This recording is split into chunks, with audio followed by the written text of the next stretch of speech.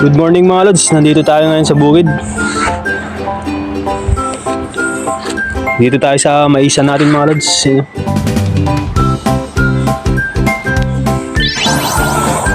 Medyo malalaki na yung mga iba mga lods. Hanggang dun. Ang medyo maliliit lang dun sa bandang taas.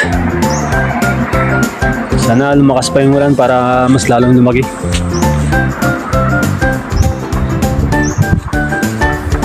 Dito sa baba medyo malalaki na mga lods, mga ganyan no.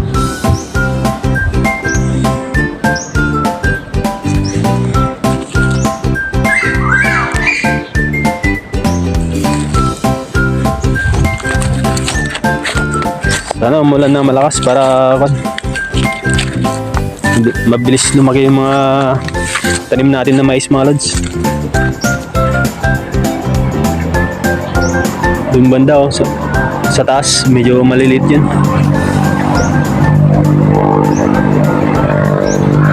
Dito sa baba medyo malalaki mga lods.